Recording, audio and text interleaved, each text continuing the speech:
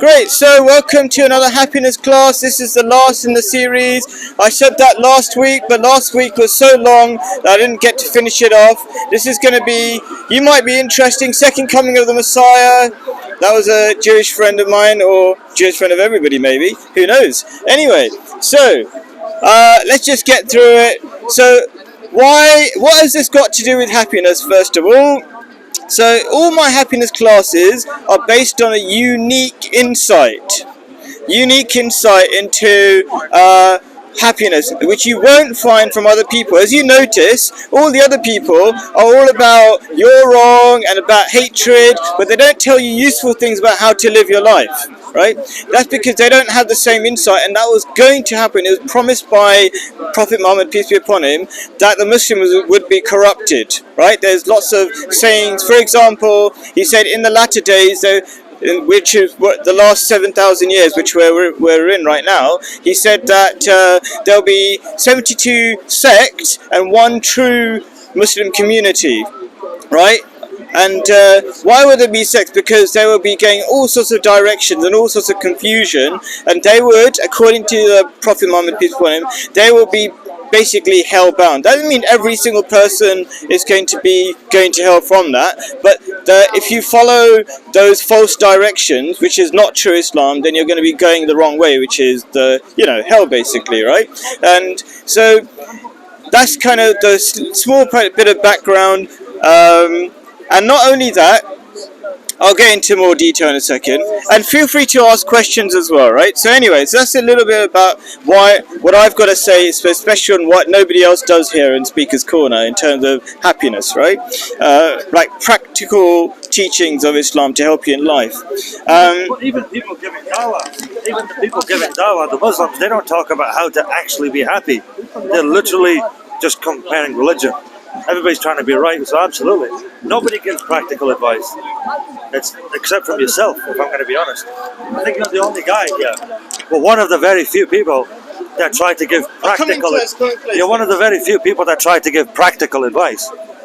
Thank you. Yeah, I agree. So there is a lot of basic wisdom in Islam that the people who, even if they're going the wrong direction, they have. Okay, they know there's one God, and it's much easier to prove than then there's three gods, and it's easier to prove than Christianity, which is going against science and things like that. Who's the promised prophet?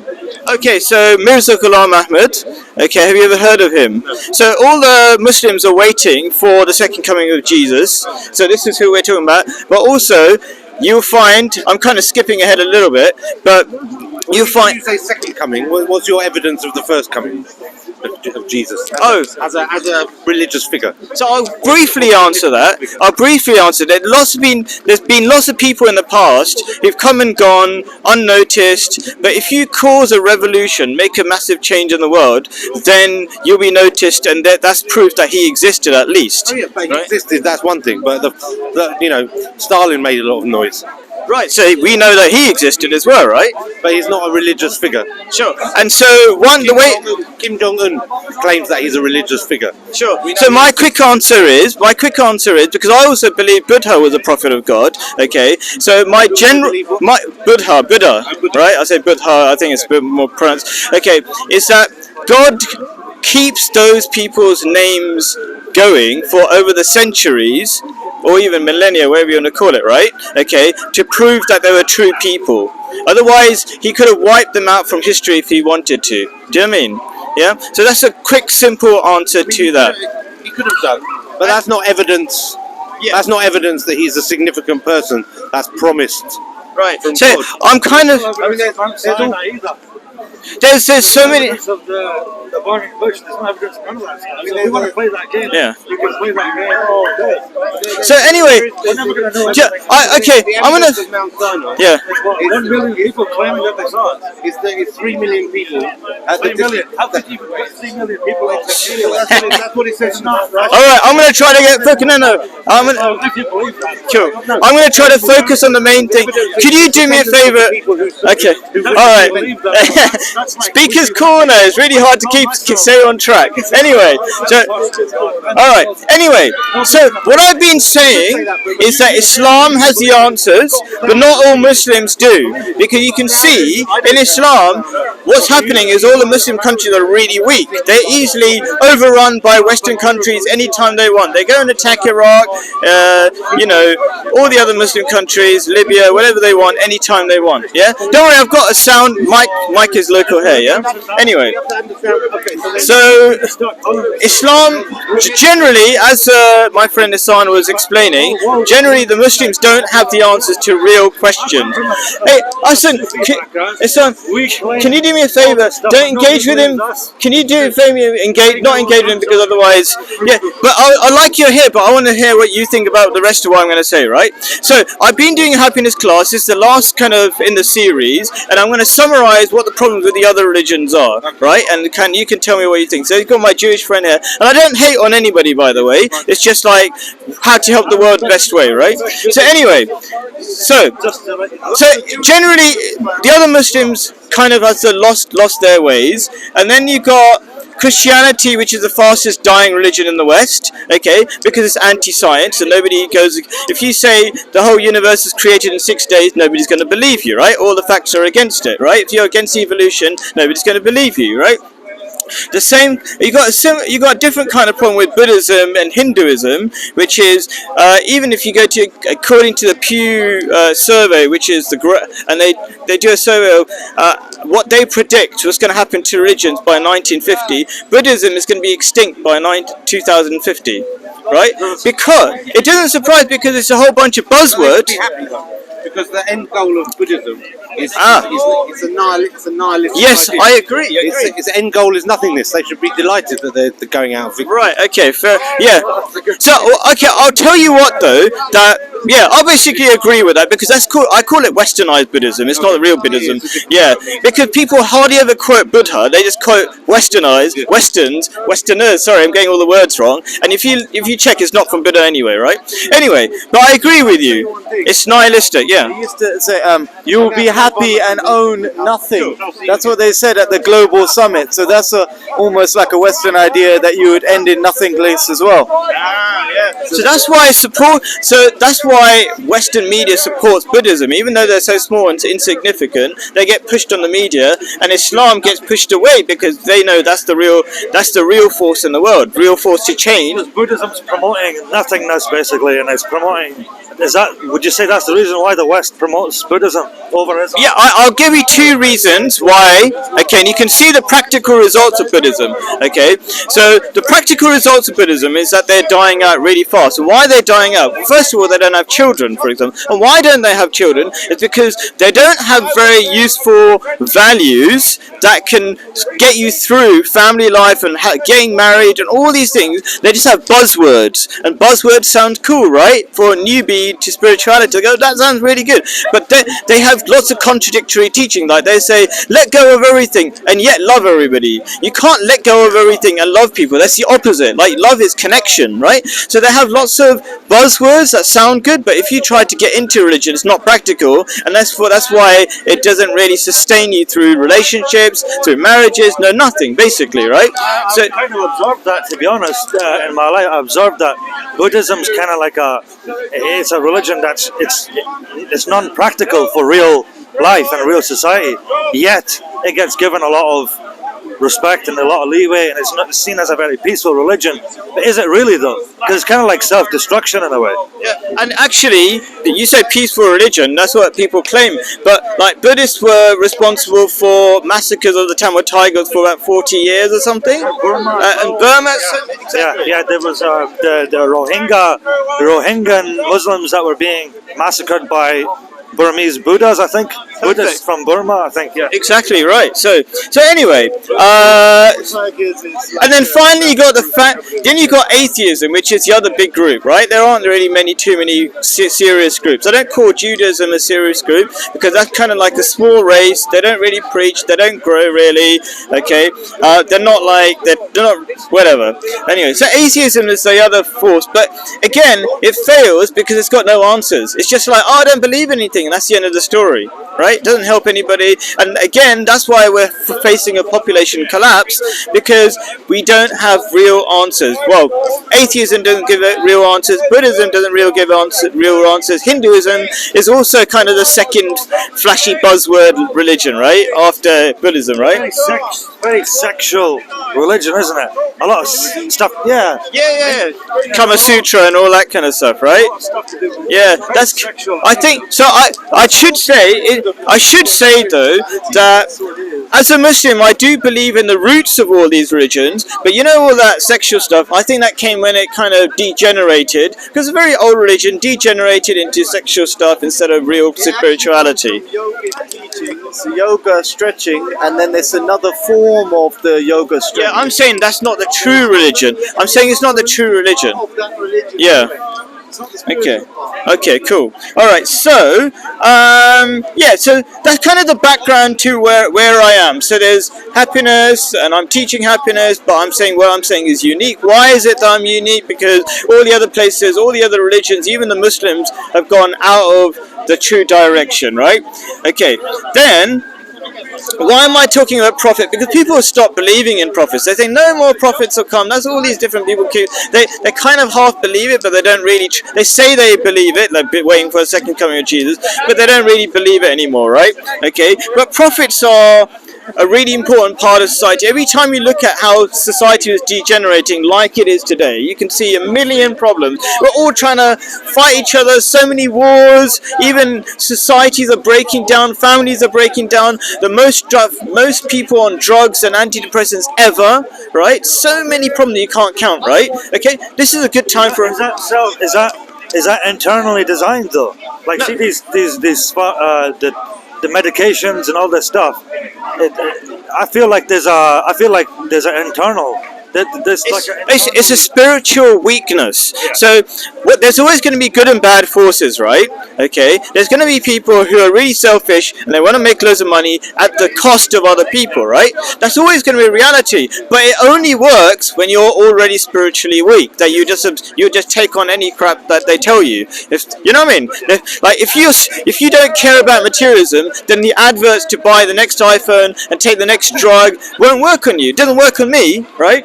Okay, so good point. And then, of course, mainstream religion is not solving the problems. I kind of mentioned that really quickly. You know, you've got the Muslims who are like there are lots of good things about Muslims, but like if you look at in Hyde Park and if you look at a lot of Muslim countries, they're very violent, right? That's not a good thing. It's not a sign that you're from a religion of peace, and a lot of people make fun of that. They say, how can you say this is a religion of peace? Look at Pakistan.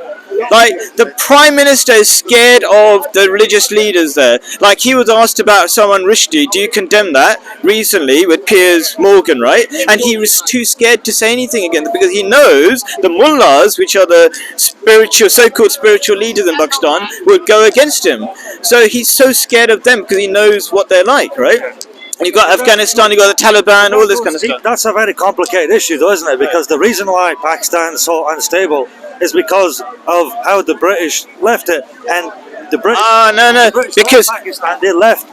They created the military. They trained the military. I disagree. I'm going to tell you how I disagree. Because look at India. They've done the same thing with India. But India doesn't have a problem, you see. Because in Pakistan, they empowered the military. And in India, they empowered individuals. In Pakistan, they took the bribes. And India, they didn't. These Hindus were less corrupt than the Muslims, in short, but the right? corruption was available because they were left in a destitute state. Corruption. So were the Indians. So it's the same country, same situation. That the Pakistanis were left in a militarized state, whereas the Indians were. No, they weren't.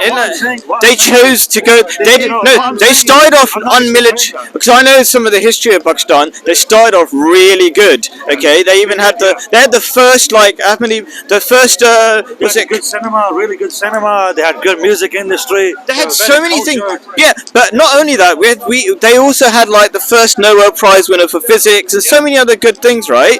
And they would have been ahead in the nuclear program because Professor Abdus Salam, who's an Ahmadi Muslim, and so many of the leaders who started Pakistan were Ahmadi Muslims. They were rejected just on the basis of their faith, right? Which is Prophet Muhammad, peace be upon him, would never do something like that, right? He didn't even tell the pagans to stop believing in paganism.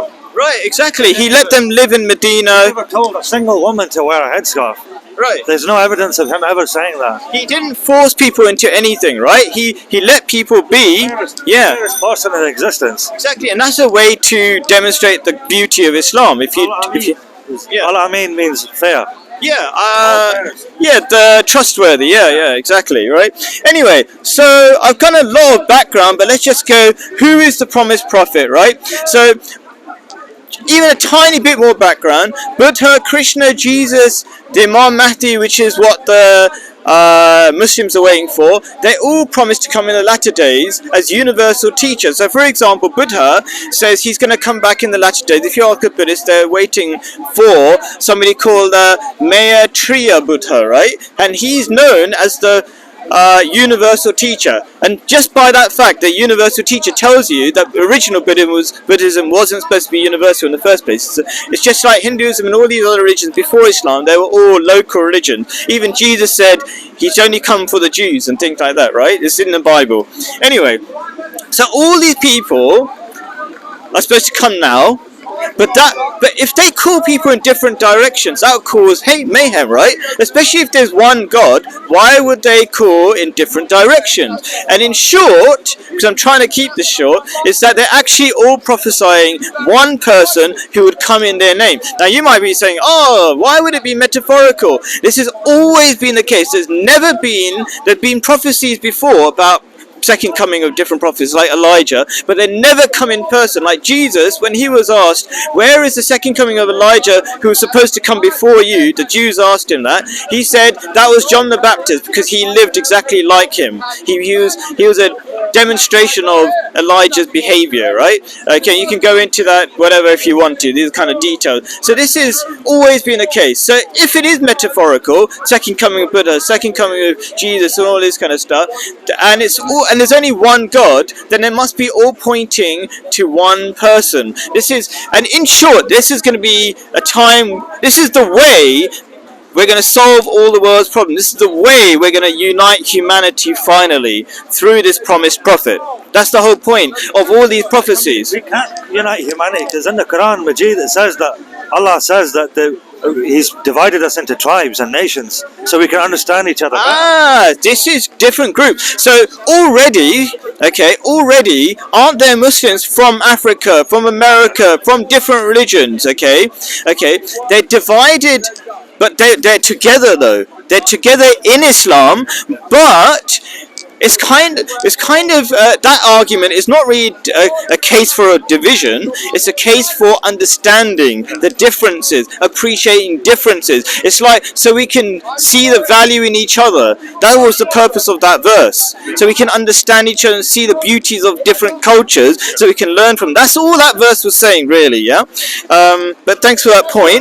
We should understand one another. Basically, he's designed things in such a way where we have differences, but we are. And it's meant to be like that. There's actually good things about different groups. Okay, the Africans are better in one thing. Okay, and they're said like the Arabs are really social, but they might not be such good capitalists, for example. That's what I've noticed, right? There's different benefits in different cultures. When you travel, and again, Islam tells us to travel. When you go, you learn so much, and you go, oh wow, I've learned something that you just don't see in England, in Africa, in the Arab countries or whatever. And all these. Is it in the actual Quran Majid that it says that the Prophet, peace be upon him, he's said to seek knowledge even as far as China? So apparently but generally that's true. Travel the world to learn. That's in the Quran, right? Okay, to see what happened to different groups of people, right? To learn from their mistakes and things. Yeah? But that particular saying apparently is not true, like going to China. But it's in line with the spirit of Islam. So it's not wrong, but it's not a correct hadith. Apparently, people say. It's a not verified hadith, probably. Yeah, so it might be true, but it's kind of not 100% verified. So, but it's basically true in terms of spirit of Islam. But the Muslims, they did go to China, didn't they? Yeah, and okay, I might as well sidetrack a little bit. Sorry. No. Terrible. They, I always do that. the Muslims were the ones who took this. The Chinese kept paper making a secret, and the Muslims forced it out of them because the Chinese love to keep things secret. So they went to China very early on, and besides preaching Islam to China, and many people became Muslim there. Yeah. Toilet paper for free. The rest of all they sold to Europe was the toilet paper. No. Muslims don't go towards toilet paper. They clean themselves with water. Anyway. That's what they gave to Europe. Anyway, no, I don't know about that. But anyway, all right. Anyway, so let's try to get to the main point. I'm taking too long. This happened last week. Okay. So who is the promised prophet and why does it matter? So Mirza Ghulam Ahmad claimed to be a promised Messiah, second coming of Jesus, Buddha, Krishna, and many others. All the people who claimed to come again in 1889. He's from Qadian. That's why many people call him our faith Qadianis, right? Qadian is a place, small town in India. But that's not correct. You're Muslim, though. That's not correct to call you a Qadiani. Thank you. You're absolutely right? So that's not the name we call ourselves, but Who was born from Qadian, and that Qadiani is the term that's actually used in Qadian for someone who's born in Qadian. and I'm gonna actually prove. I'm gonna use You that. guys are Muslims. Yeah. That's not the correct name, in my opinion. It creates division. Yes. It creates misunderstanding. Yeah, and it's By saying and that this guy is a Qadiani. I think that's exactly. It's derogatory. yes. Yeah. So they're trying to be rude by not giving the name we call ourselves, but I'm going to even go into that name as a proof that we are the true followers and the promised followers of Prophet Muhammad, and Mirza Ghulam Ahmad is actually that in itself, this Qadiani term. Interesting. I'm going to turn it on its head, right, in a second, right? So I kind of want to go into the psychology a little bit. People might hear of this promised Messiah, Mirza Ghulam Ahmad, and say, "Oh, how comes we don't know about him?" Do you know what I mean? Like, he should have been ruling the whole world. Everybody should have followed him by now if he was the truth. But it was 100 years ago. And I'll just tell you some of the prophecies in the Bible and even in the Quran about what happens to prophets, right? So in the Bible, it says when the second coming of Jesus comes, okay, most people will miss the second coming because, quoting Jesus, he said he'll be like a thief, he'll come like a thief in the night, meaning that most people won't notice him. He'll come and go. Now you go, well, so that kind of explains it. But also notice when. You shouldn't think, oh, that's a hopeless cause then, that hardly anybody will notice him, right? But if you look at Jesus, only 70 people followed him, roughly. 70 people. Now it's the biggest religion in the world. And only one person followed the Prophet, peace be upon him, Muhammad. Only one person followed him, and it was his wife. Or was it his guardian? Well, in the beginning it was his wife. Then it was maybe, I think, his wife's uncle who died shortly after. And then it was an 11-year-old boy, Ali. Right? And so nobody believed it. Basically, nobody had faith in the Prophet. Right, and it's designed that way, you see. Why is it designed that way? Because God always makes sure the prophets are weak so that the rich and powerful don't follow. In a way, not like they don't follow, but basically people don't follow the prophets for the sake of money and power, right? The prophets always win at the end, but God doesn't want the people to follow for the wrong reasons. So he keeps them weak for a long time, and then suddenly at the end they become powerful. And you can see who followed at the hard times when they were not popular, and who followed when they were already popular. So two different kind of categories, right? Okay. The truth is still the truth. Hey, Assalamu alaikum. Okay. Okay. So also in the Quran it says every prophet was mocked. Right? So you can expect not many people to follow straight away. And you can see Ahmadi Muslims always mocked and made fun of all the time. You see that all the time, right? Okay, so it shouldn't be a surprise. By the way, I'm reading from notes that I'll put online online, and there's all these references and anything you need on the description of the video, and usually a pinned comment or something like that, right? Okay, so what did he do? What's happening now? Okay, he started fixing humanity's problems. Okay, one of the things he said was to fix the relationship between human beings and God. Okay, and that kind of comes back to the name Ahmadiyyat, which people think means the surname of Prophet Mirza Ghulam Ahmad. It's nothing to do with that, actually. Ahmad also is a derivation of Muhammad, right? Which means, so Muhammad is like the praised one, and then Ahmad means to praise, right? So what it means is this phase of Islam is going to be about spreading the true beauty of God. That's what it is, right? So that's what the real meaning of Ahmadiyyat is. And it's only a temporary name until we become like the main form of Islam. What's the correct pronunciation? Ahmadiyya. Ahmadiyyat, yeah, Ahmadiyyat, yeah. Yeah, it's a derivation of Muhammad, so it's actually not different to Muhammad. Do you know what I mean? It's in reverence of Prophet Muhammad. It's similar to the name Muhammad. Muhammad, yes, that's where it comes from, yeah. And it means like, so Muhammad was praised in himself. He was so great, and people just followed because he was so great, right? But this is praising God, and it's going to take a long time, relatively, right? Anyway, what else is there? Yeah, spreading God's praise. Now the proofs. Let's just kind of whiz through the proofs. There are so many sayings and so many proofs, but I'm going to try to whiz through them as fast as possible, okay? First one, and I'll try to make it the simplest ones as well, right? So first of all, the eclipse of the sun and the moon in the month of Ramadan. This is actually both in the Bible and the Quran. So Jesus said, of some of the proofs, one of them is that there would be eclipse of the sun and the moon. But in the Bible, because what was intended or what is expected is that people would follow Islam, and then from Islam they would come to the true teaching, which is the teaching of the promised prophet, Mirza Ghulam Ahmad, right? So in Christianity and Buddhism, all their prophecies are quite vague. Yeah? If Jesus just said there would be an eclipse of the sun and moon, that would be a sign, and there'll be some other things, like there'll be more wars and diseases and earthquakes, which is actually something, you know, that's happening, right? And that's also, yeah, anyway. But in terms of the eclipse, don't worry about him. His sound is not coming in. Yeah. Angry atheism is a new religion nowadays. Sorry? Angry atheism is a new religion nowadays. They come up with their own points. It's his own religion. Oh, is he an atheist? Okay. Anyway. All right. Anyway, don't worry about him. So, yeah. So the eclipse of the sun and the moon. How can anybody make a prophecy like that, right? So. The funny thing is, one of the great things I like about this saying, or this prediction, is that all the other Muslims recognize that it exists, right? But they claim that it's fake. Now, this is fantastic for me, right?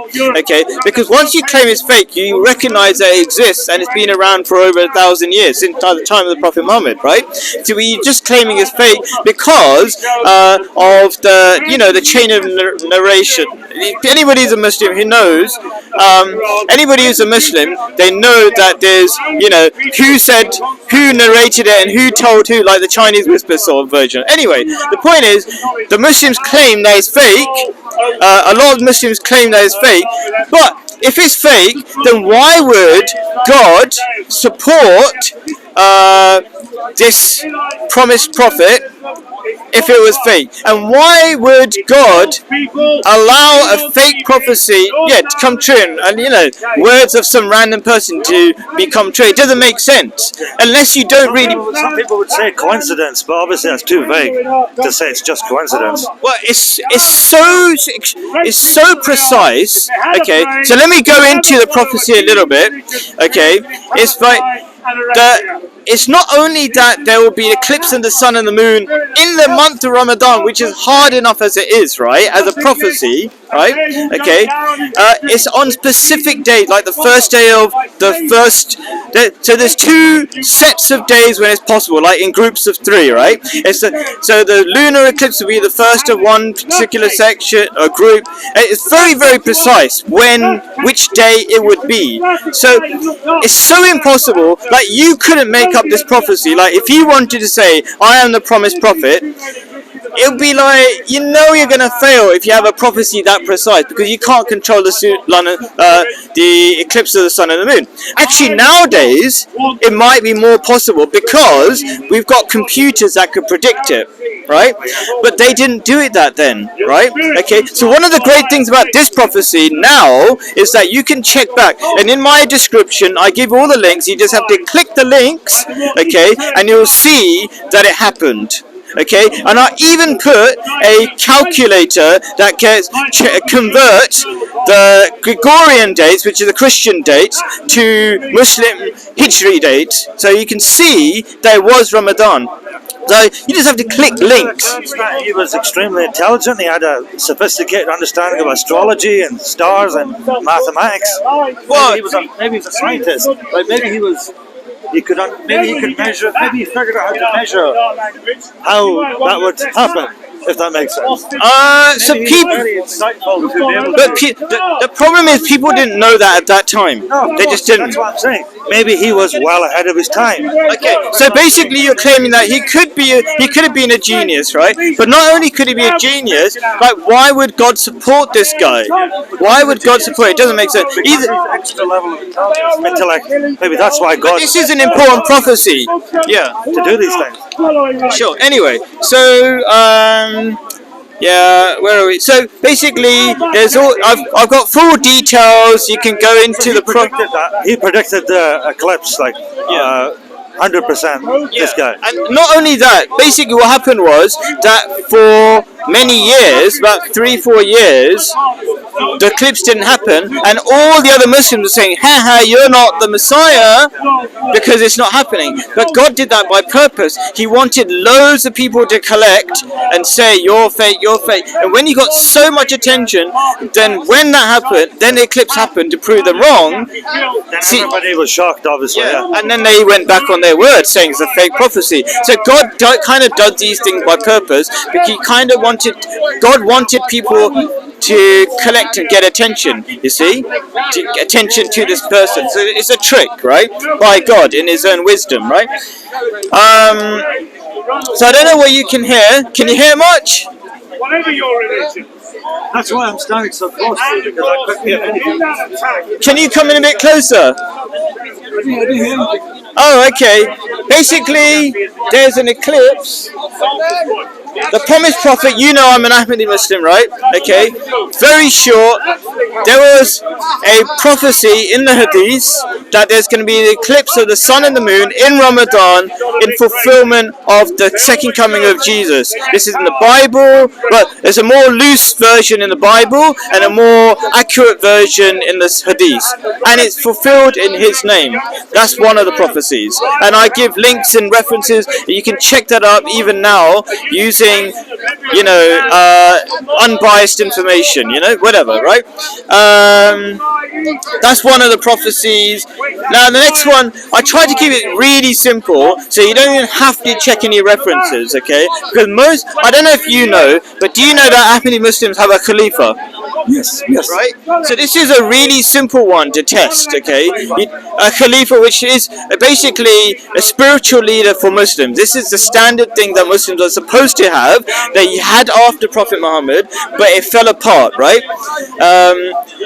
And so we're the only people out of all the people, like ISIS tried to, and it kind of lasted like 1 or 2 years, and the guy killed himself, right? It doesn't last. We have had it for over 100 years, and we're the only people, right? So that's evidence in itself that that's God treat. Is he like a leader of the Ahmadis, basically? Yes, he's a spiritual leader internationally. Ismailis have a spiritual leader as well, called Aga Khan. Right, but he doesn't call himself a Khalifa, right? No, he calls himself a prophet. Yeah. right? I don't know. I don't know the detail, but this is just to point out that this is another simple way that to prove, like today, without much testing or investigation, that there's something special about Ahmadi Muslims. Why would God treat us so specially if we were false? Okay, but not only that, this is part of a prophecy. You're only treated well in the West. No. When I say treated well, I mean we're persecuted. I'm not saying we're not persecuted. That's actually a sign of our truth. Just like Prophet Muhammad was persecuted, right?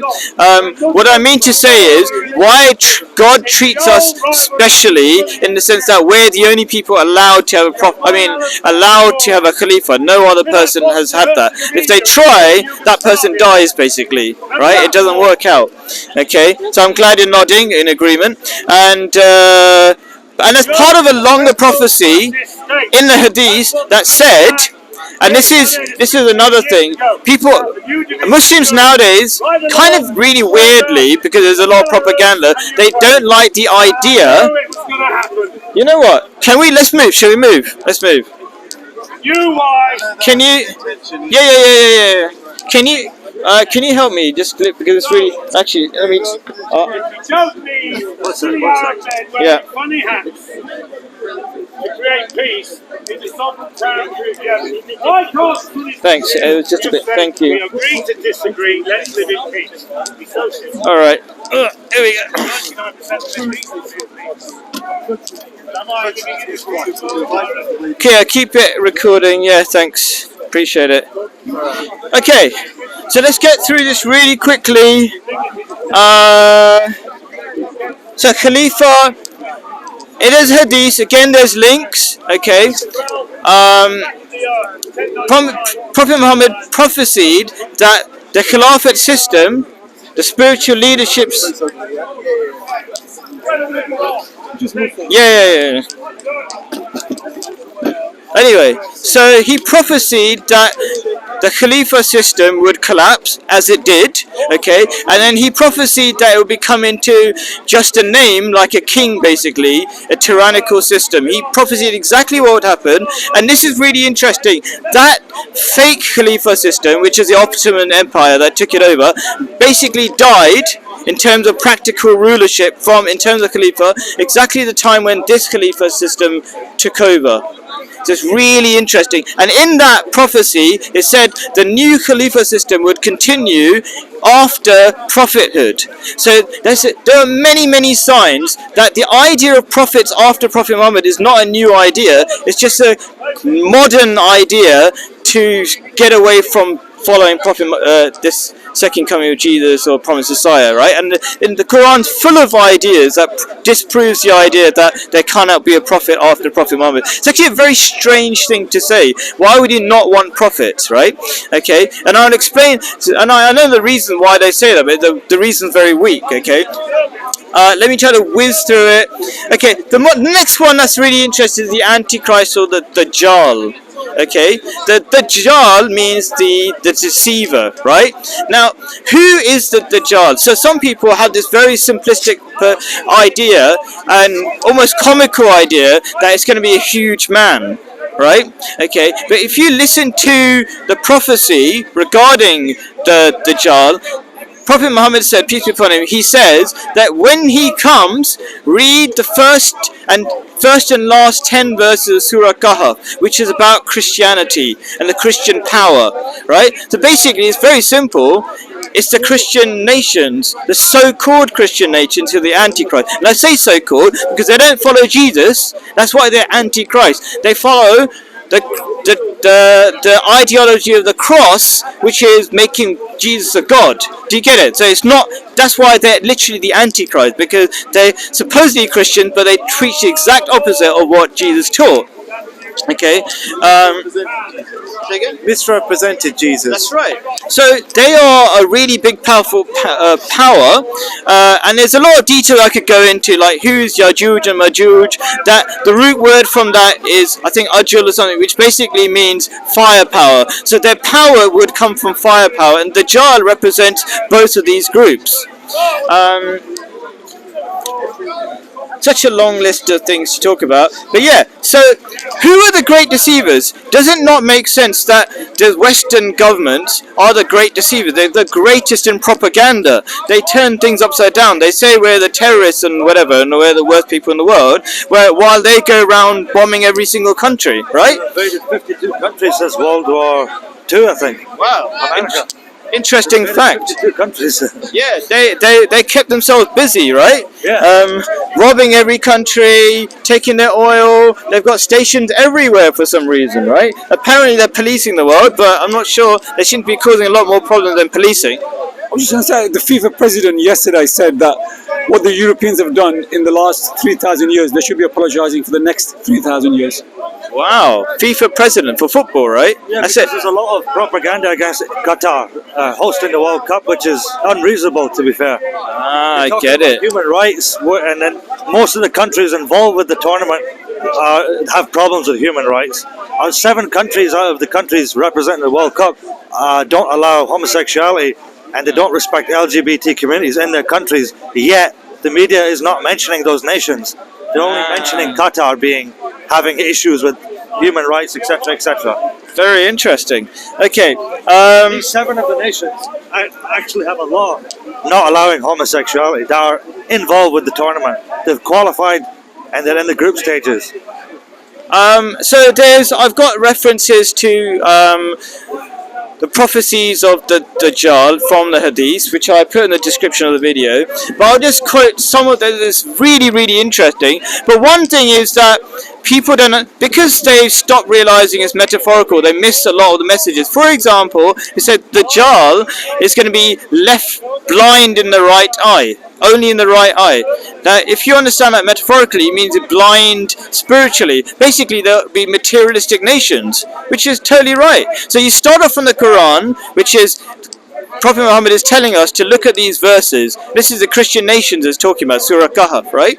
Okay, and then it's like it becomes even more clear, blind in the right eye. Well, of course that means, blind spiritually. But not only that, there's so many other little interesting things. For example, that he would land east of Damascus. Now this is the funny thing, right? We're called Qadianis, okay, because we come from Qadian, right, originally. But this is the great thing. Qadian is exactly east of Damascus. That's another proof, right? Hello, welcome. So, talking about the second coming of Jesus. What are you selling today? Second coming of Jesus. Second coming of Jesus. Yeah. I'm a follower. You're a follower. Yeah, all the prophecies have been fulfilled. Okay. Yeah, what's your background? When's he coming? He came 100 years ago. What's your No, the second coming came 100 years ago. I'm a follower of his community. What's your background? Australian. Oh, okay, cool. All right. So there were prophecies like this eclipse of the sun and the moon. Jesus mentioned. I don't know if are you interested in like Christianity by any chance? I've been christened. I've been baptised. Oh, okay, yeah. So he talked about prophecies like that, and all have been fulfilled. So that's what I've been talking about so far. And so, where are we now? But the most accurate prophecies are within Islam, because Islam was supposed to came after Christianity, and it was prophesied within the Bible that a prophet would come who is like of the brothers of the Jewish family, as it were. Are you aware of that one? Yes, I am aware of that. Yeah. So that's why the idea is you come to Islam first, and then with Islam you got more precise prophecies, very precise prophecies of the days in which when the second coming of Jesus comes, because Jesus is supposed to. The Muslims are waiting for the second coming of Jesus as well. No, I didn't. All right, so we're waiting as well, but I kind of don't want to backtrack too much for everybody, but that's kind of really where I am. Yeah. Okay. Yeah. So when I'll give you the details of the video and everything, and you can check out all the references and everything I talked about afterwards. I've got a business card I can share with you, right? But anyway, so I'm just going to go through some of the really interesting things. You're welcome. Thank you. Some of the really interesting things are. And just to support this idea that it's actually the Antichrist is the Christian nations, one of the jobs of the Imam Mahdi and the second coming of Jesus was that he's supposed to break the cross. Have you ever heard of that one? No. Right. So he's supposed to come to break the cross, kill the swine, and he would make the jizya, which is basically the tax off the wars and things. He would nullify that, right? Or make that not important. Okay. So breaking the cross would be a strange thing to do for a prophet, to go around the world breaking crosses, because that doesn't really help anybody. Just going around, there's probably millions of them literally, and you could have a factory producing more. That would make fun of such a case. So it's metaphorical. So what do you think breaking the cross means? I've not done any research in this. No, but what do you just logically? It can't mean literally breaking a cross. So what could it possibly mean? I have no idea, to be honest with you. Breaking the ideology of Trinity. Would that make any sense? Possibly, yes. Because as Muslims, we're not against Jesus. We're against the idea of Trinity, which is not Jesus. That Jesus is the Lord and everything. Right. Yeah. So it makes sense, right? What do you think about that idea? Do you understand that? Breaking. I said. One of the prophecies that Prophet Muhammad, peace be upon him, said that Jesus, or the second coming of Jesus, would do is he would break the cross. Now, the idea of breaking the cross is a stupid idea if you just go around breaking physical crosses, because millions of them. It's a waste of a prophet's time, right? But what do you think it could possibly mean? The fact that maybe there's going to be that doesn't. I don't know. It means breaking the false doctrine of Christianity, like the cross. Do you get it? Because the I was cross. thinking that there's going to be a second coming, basically. Well, no. You see, we're not against Jesus, so we're breaking the ideology of the teaching of Jesus. We're breaking the false ideology around Jesus, which is represented by the cross. Christians wear the cross, right? Yeah. Okay, and when they wear the cross, they believe in something that is exactly the opposite of what Jesus taught, right? Which is he died for their sins or something, right? Anyway, and then there's really just a few other interesting things, like how the Dajjal, this is the Antichrist, travel. Okay, there's so many descriptions about that he would go on a donkey that's silver in description and really wide, and then Airplanes. yeah, Yes. basically, Yeah. right. So and yeah, exactly, and he would travel like the wind, and so many strange. Yeah. There's so many fantastic prophecies. That's one of his prophecies. That's one of Prophet Muhammad's prophecies about the Antichrist or the Dajjal, right? And they've all come true. Yeah. And it's not just Ahmadi Muslims who recognize that. There's videos I'll click on, I have referenced it, that many other Muslims have realized that's what it means, right? Because at the time of Prophet Muhammad, you couldn't say there's going to be aeroplanes because they would have no idea what aeroplanes are, right? And so there's so many fantastic prophecies about the Antichrist or Dajjal, and it all been proved true. It feels so fantastic. Oh, it's going to rain. Yeah. I'm going to try to wind it up, but go on. What were you I going to was say? going to say, it feels so fantastic, and there are so many proofs of promise.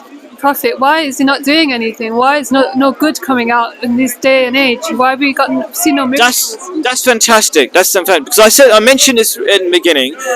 The way the world changes by fixing the root of problems, and these things happen slowly. So, for example, Christianity, biggest religion in the world. When Jesus was around, only 70 people followed him, right? And Jesus said himself, what's your background? Are you Christian or? Christian, but I've converted, and I'm not born Christian. Okay, so I'll just say, on that basis, what I'll just say is that Jesus said in the second coming of Jesus, let me just quickly say, this, he said, the second coming of Jesus, which I believe in, I'm following, right? Okay, he said he'll come like a thief in the night. Do you know what that means? Well, I don't know if he'll come. Do you know that prophecy? I don't know. Is Okay. that Islamic prophecy? No, it's written in the Bible about the second coming. There are many I don't descriptions. know where you read that. I don't know. I've got references, and in the video I'll give my business card, which has got all of the video, and you can click. It just goes straight to the Bible, online Bible written by Christians. I think that, to be honest, I find that with believing in Jesus, there's many miracles and many happinesses to be found. And I think, denying yourself Jesus is a really sad thing, because The reason why. Okay, so I said in the beginning already, Christianity is a dead religion already. And what I mean by that is because it's anti-science. Okay, so you say, for example, the whole universe is created in 6 days, literally. Okay, which science can disprove that. So nobody follows. Like, it's the fastest dying religion in the country. Yeah, I'm saying this is what Christians believe, right? It's in the Bible. Yeah. So that's why Christianity is dying. That's why I'm not really talking about it. Okay, I'm not talking about it as a way to the truth. But anyway, let's just. On the seventh day it rained, and today is raining, and that's when the life came out. In Genesis. No, it also That's said. when the life and the God rested on But, the seventh day. but we know that's not true because like we've The done. Bible You says- do. You have the quotes, you have the references. The Bible says on the seventh day, God rested. That's if you believe the Bible. No, but I'm saying nobody believes the Bible because nobody believes the universe is created on the same day. Because, okay, let me ask you a simple question. Do you believe in science? Germination. Do you believe in science? Life began. You don't? Do you believe in science? I don't believe in science. No. Okay. Do you have you ever heard of baby scans? You know when they say see the baby in the baby. I know that I have to have a mobile No, I'm phone. asking you a simple I know question. that I have to have a mobile phone because science dictates to me that I need to have a mobile phone. Right. I know So that I have to I'm just gonna. Can I just ask you a simple question? Simple question. You know when you have a baby scan, okay, the technology used for that is the same sort of mathematics and technology used to work out the age of the universe. So if you don't want to believe in baby scans, when you see a baby scan, you go, no, that's not true. That's not really a baby in there. You don't do that. So you can't pick and choose your science. Okay, maybe you didn't understand. Do you understand? Kings that visited Jesus when he was born. No. were Do you understand what No, I I'm? don't. No, do you understand what I'm saying about? I do. Yeah. So you can't pick and choose your science. You can't say I believe in science 1 second, and as soon as it disagrees with the Bible, you can't start like disagreeing with science. That's what And Christians do, though. exactly. So that's why nobody follows it anymore. It's dying really quick. That's why the churches are Nobody empty. respects I'm not being disrespectful. I'm trying to be quick and just to the point. I do love Christians. There's some good things about He's them. trying to deviate away to talking Yeah. about different stuff about why does God Yeah. not help everybody and stuff like vague stuff. Yeah. Why Well, God- isn't the world happy? Yeah. Because us idiot human beings don't allow it. We That's don't allow right. people to be happy. Right, and we don't listen to God when Yeah. God gives the help, right? We think we know better than everybody, God, prophets, you name it. right, We know better. yeah, and God gives us signs. Like when things are going wrong and we're not listening to God, we go, shouldn't we go? Maybe we should change our ways and maybe listen, right? Because inside of us we have that ability to go towards the good. Yes. But we choose to go towards the darkness. And that's what I think you're referring to. Yeah, we have a soul. Yeah. We have a soul that tells us when we're doing something wrong or right. And so the Christians who are like hearing that, oh, okay, our Bible is against, science, their soul is probably telling them, you know what, that doesn't make sense what I'm talking about, but they just persist with it. Just go with it.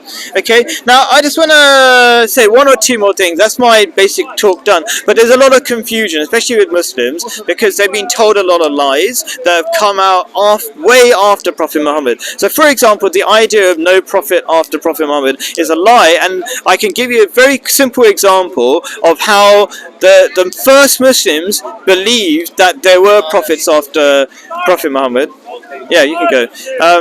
So, and the simple thing is that when Prophet Muhammad died, I'll just quickly say this. I think I'll say two things and I'll leave it, right? Because my cameraman's gone, right? So you need to go to the toilet. I'll just say two things. You know when Prophet Muhammad died, okay, do you know what happened? Like Umar Radiyallahu anhu, he didn't want to believe that Prophet Muhammad died. Do you know the story a little bit? Right, okay. I've heard of it. I don't know it, but I've heard Okay, and then what Abu Bakr did, peace, may Allah bless his soul, he said, he quoted a verse of the Holy Quran, which is that all prophets had died before you, so if you die, Prophet Muhammad dies, then you shouldn't shouldn't think he's still alive or change your beliefs, go back on your heels or the words, right? Okay, so if all prophets had died before Prophet Muhammad, that includes Jesus, right? Now, what Muslims try to claim is that verse only means some prophets died before Prophet Muhammad. But then in that case, Umar, the second Khalifa, would not have been convinced. He said, oh, what about Jesus? He's still in heaven, right? That means Prophet Muhammad could have gone to heaven. He wouldn't have taken that as a proof, right? And then just because it's going on, but there's so many other proofs I could go on and on, right? Okay. Actually, I'll give one more. No, actually, yeah. Okay, I'll just say one more. I'll say two more. I'm lying now. Okay.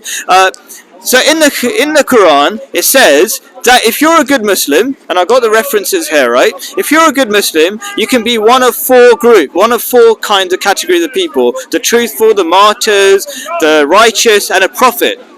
That's in the Quran. It's staring us in the face, right? But what the Muslims try to say is that no, you can't be a Muslim, you can't be a prophet, you can only stand next to them. But that means these four things are grouped together. The righteous. Have you ever heard of this verse before? Are you a Muslim by any chance? No, I'm Christian. Oh, okay, fine. Okay, I'm telling the. Thank you. Right. So it puts these four people together. So you can't say I can't. You can't neglect one of them, because then you have to neglect all of them. So if you say you can't be a prophet, then you have to say you can't be a righteous person either, which is a bit shocking. You can't say you're a good Muslim, but you can't be righteous. Do you know what I mean? Thank you very much. Appreciate it. Covering my camera. Appreciate it. And then finally, since you're a Christian, let me see what is kind of relevant to. I mean, yeah. I mean, I'll just finish it off with this about Jesus. The Muslims say that he flew off into the sky, into heaven, right? Okay.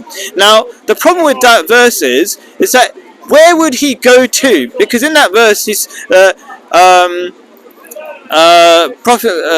Quran says that we raised him up to us. But the problem is, it was also in the Quran, it says, God is with you always. It literally says that. So there's a verse of the Quran, where is it? Just trying to finish this off. Could it be just saying that like, God is wherever you are in chapter 57 verse 4. So that's metaphorical, isn't it? yeah, so basically he said he became really close to me because of his sacrifice. That's all it is. It doesn't make sense otherwise. So anyway, thank you very much. There's loads more references I've got here that I didn't talk about. Appreciate your time. We can talk offline. I mean, I also talked about prophecies in the Bible, so we can talk about that, how this person, the second coming of Jesus, fulfilled that. Yeah? Alright, thank you very much. Thank you very appreciate. Yeah, go on. Do you want to go on? One more thing, go on. Is God of Islam and the God of Christian, do they worship the same God or 100%. The same God. It's the same God. I should say the God of Jesus is not the same of exactly the God of Christianity, because Jesus taught one God, he never taught three gods. Right, and he always said that. He's like, when in the Bible, when it said you are good to him, to Jesus, he said, don't call me good, call the Father good. Right, there's many references like that. Right, he said he only came to preach Judaism, the law. He was very clear about that. The confusion happened by a man called Paul, who came after he had gone, and he started saying all sorts of crazy stuff, and even Jesus' brother James was against this guy called Paul. So the second coming of Jesus was to fight the Antichrist, and the Antichrist are the modern Christian nations who teach the opposite of Jesus' teaching. That's why they are the Antichrist, and they're the big powerful deceivers who are confusing the whole world and causing trouble, and they're not really Christians. They're kind of an atheistic group who just wants materialistic power, and there's a lot of evidence about that. We can talk about that later. Yeah. how a Muslim guy going to be save your life? Because we are separate from the same way Jesus saved people's lives, by following the teachings of God. That's all Jesus said he came for. I'll end it there. Thank you. But no, I'll keep talking to you, but off camera, because people don't want to watch a really long video. One.